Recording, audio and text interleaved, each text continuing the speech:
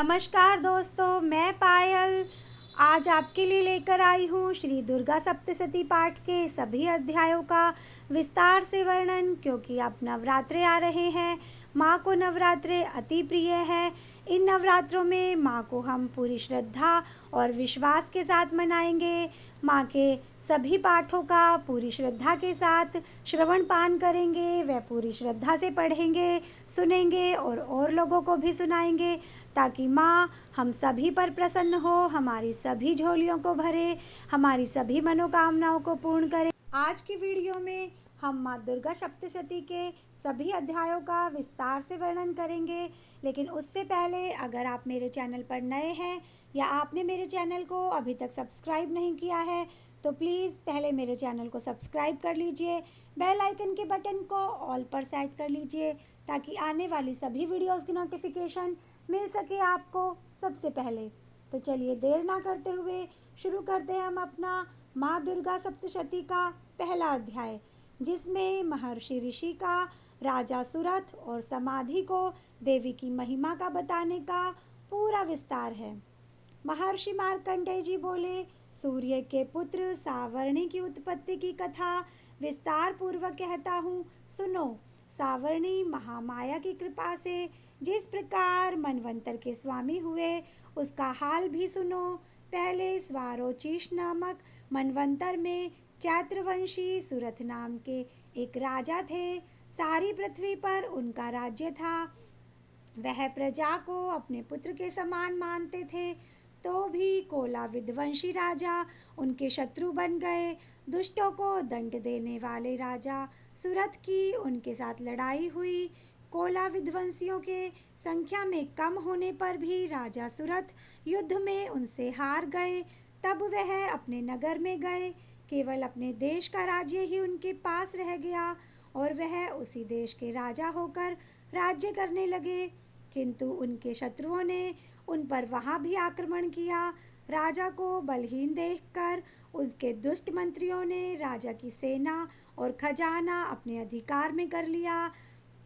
राजा सुरथ अपने राज्याधिकार को हारकर शिकार खेलने के बहाने घोड़े पर सवार होकर वहाँ से एक भयंकर वन की ओर चले गए। उस वन में उन्होंने महर्षि मेधा का आश्रम देखा।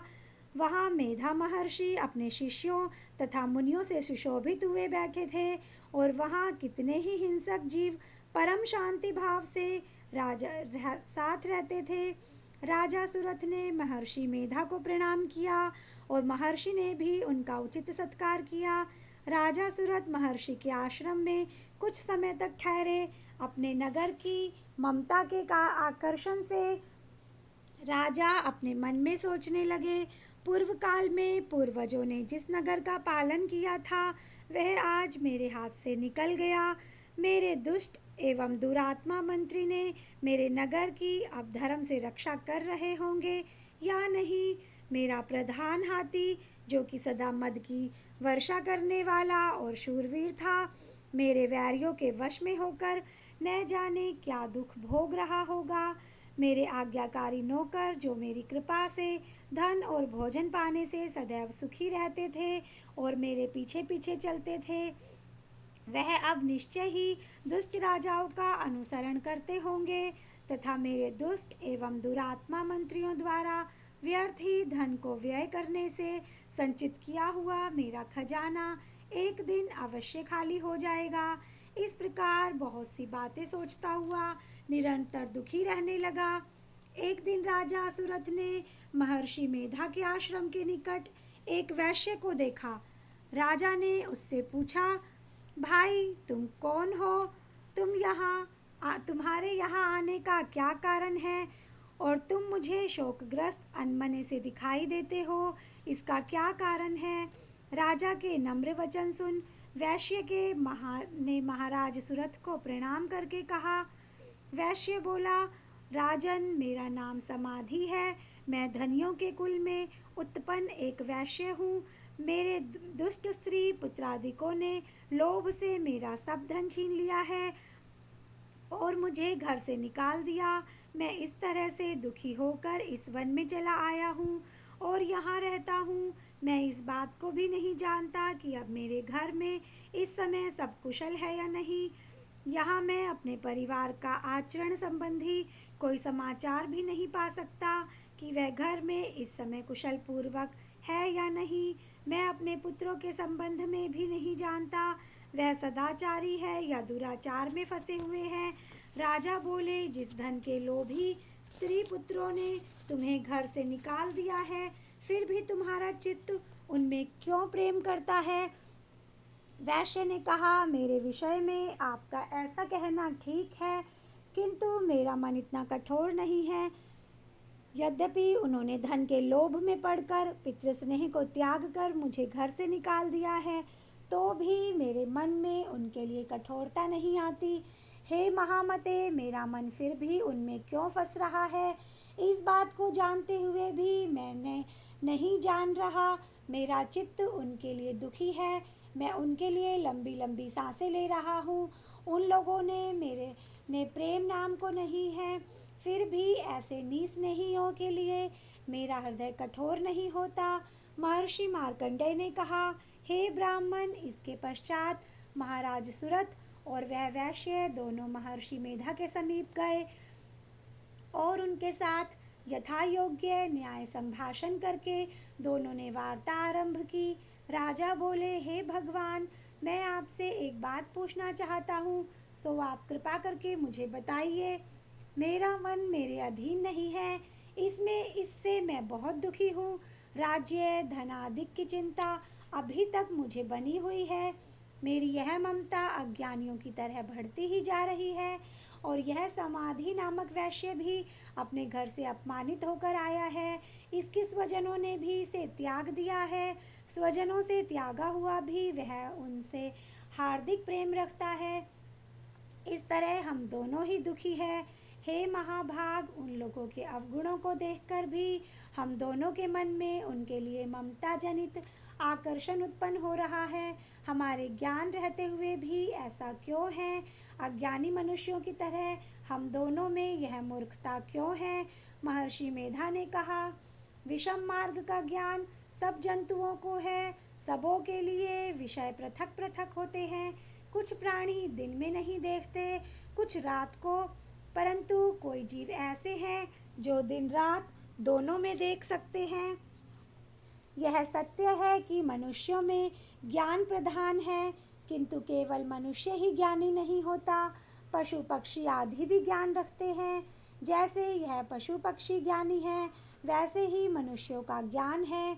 जो ज्ञान मनुष्यों में है, वैसे ही पशु पक्षियों में है, तथा अन्य बातें भी दोनों में एक जैसी पाई जाती है। ज्ञान होने पर भी इन पक्षियों की ओर देखो कि अपने भूख से पीड़ित बच्चों की चोंच में कितने प्रेम से अन्न के दाने डालते हैं। हे राजन, ऐसा ही प्रेम मनुष्यों में अपनी संतान के प्रति पाया जाता है। लोभ के कारण अपने उपकार का बदला पाने के लिए मनुष्य पुत्रों की इच्छा करते हैं और इस प्रकार मोह के घड़े में गिरा करते हैं। भगवान श्री हरि की जो माया है, उसी से यह संसार मोहित हो रहा है। इसमें आश्चर्य की कोई बात नहीं, क्योंकि वह भगवान विष्णु की योग निद्रा है। यह माया ही है जिसके कारण संसार मोह में जकड़ा हुआ है। यही महामाया भगवती देवी ज्ञानियों के चित्त को बलपूर्वक खींचकर मोह में डाल देती है और उसी के द्वारा संपूर्ण जगत की उत्पत्ति होती है। यही भगवती देवी प्रसन्न होकर मनुष्यों को मुक्ति प्रदान करती है। यही संसार के बंधन का कारण है तथा संपूर्ण ईश्वरों की भी स्वामिनी है। महाराज सुरथ ने पूछा, भगवान, वह देवी कौन सी है जिसको आप महामाया कहते हैं। हे ब्राह्मण, वह कैसे उत्पन्न हुई और इसका कार्य क्या है। इसके चरित्र कौन कौन से हैं। प्रभो, उनका जैसा प्रभाव हो, जैसा स्वरूप हो, वह सब ही कृपा करके मुझसे कहिए, मैं आपसे सुनना चाहता हूँ। महर्षि मेधा बोले, राजन, वह देवी तो नित्य स्वरूपा है। उनके द्वारा यह संसार रचा गया है, तब भी उसकी उत्पत्ति अनेक प्रकार से होती है। वह सब आप मुझसे सुनो। वह देवताओं का कार्य सिद्ध करने के लिए प्रकट होती है। उस समय वह उत्पन्न हुई कहलाती है। संसार को जलमय करके जब भगवान विष्णु योग निद्रा का आश्रय लेकर शेषशय्या पर सो रहे थे, तब मधुकैटभ नाम के 2 असुर उनके कानों के मैल से प्रकट हुए और वह श्री ब्रह्मा जी को मारने के लिए तैयार हो गए। श्री ब्रह्मा जी ने जब उन दोनों को अपनी ओर आते देखा और यह भी देखा कि भगवान विष्णु योग निद्रा का आश्रय लेकर सो रहे हैं, तो वह उस समय श्री भगवान को जगाने के लिए उनके नेत्रों में निवास करने वाली योग निद्रा की स्तुति करने लगे। श्री ब्रह्मा जी ने कहा, हे देवी, तू ही स्वाहा, तू ही स्वधा और तू ही वषटकार हो। स्वर भी तुम्हारा ही स्वरूप है, तुम ही जीवन देने वाली सुधा हो। नित्य अक्षर प्रणव में अकार, उकार, मकार, इन तीनों में माताओं के रूप में तुम ही स्थित हो। इनके अतिरिक्त जो बिंदुपथ अर्धमात्रा है, जिसका कि विशेष रूप से उच्चारण नहीं किया जाता है, हे देवी, वह भी तुम ही हो। हे देवी, संध्या, सावित्री तथा परम जगत जननी तुम ही हो। तुम इस विश्व को धारण करने वाली हो। तुमने ही इस जगत की रचना की है और तुम ही इस जगत का पालन करने वाली हो और तुम ही कल्प के अंत में सबको भक्षण करने वाली हो। हे देवी, जगत की उत्पत्ति के समय तुम सृष्टि रूपा होती हो, पालन काल में स्थित रूपा हो और कल्प के अंत में संहार रूप धारण कर लेती हो। तुम ही महाविद्या, महामाया, महामेधा, महारात्रि और मोहरात्रि हो। श्री ईश्वरी और बोध स्वरूपा बुद्धि भी तुम ही हो। लज्जा, पुष्टि, तुष्टि, शांति और क्षमा भी तुम ही हो। तुम खड्ग धारिणी, शूल धारिणी, घोर रूपा तथा गदा, चक्र, शंख और धनुष के धारण करने वाली हो। बाण, भुशुंडी और परिघ, वह भी तुम्हारे ही अस्त्र है। तुम सौम्य और सौम्यतर हो। यही नहीं बल्कि जितनी भी सौम्य और सुंदर वस्तुएं इस संसार में हैं, उन सबसे बढ़कर तुम सुंदर हो।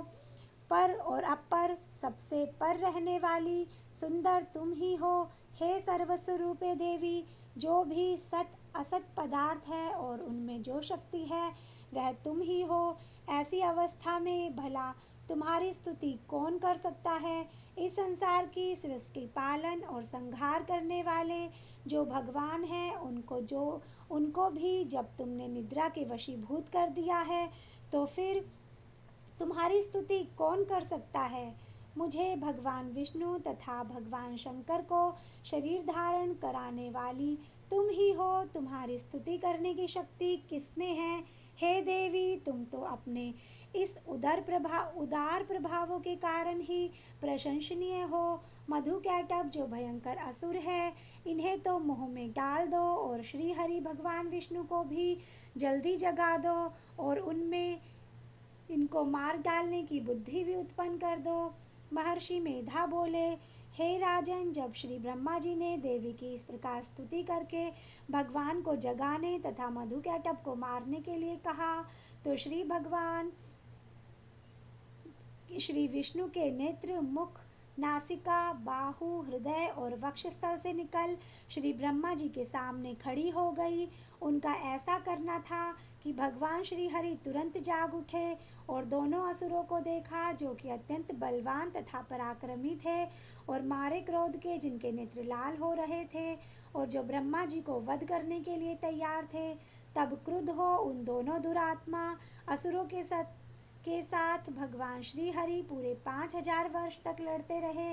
एक तो वह अत्यंत बलवान तथा पराक्रमी थे, दूसरे महामाया ने भी उन्हें मोह में डाल रखा था और अतः वह भी भगवान से कहने लगे कि हम दोनों तुम्हारी वीरता से अत्यंत प्रसन्न हैं, तुम हमसे कोई वर मांगो। भगवान ने कहा, यदि तुम मुझ पर प्रसन्न हो तो अब तुम मेरे हाथों से मर जाओ।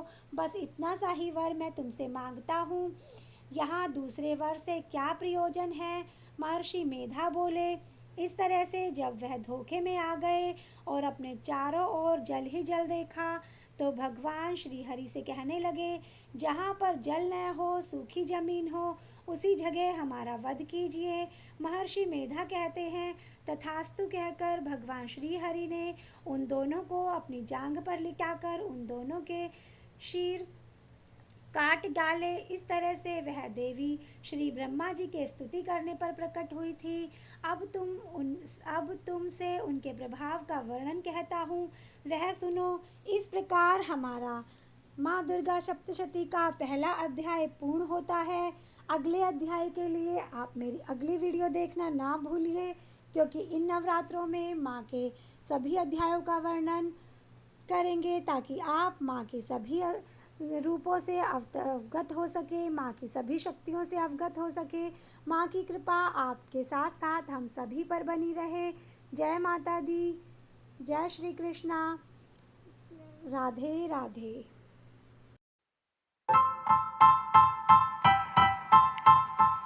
Style.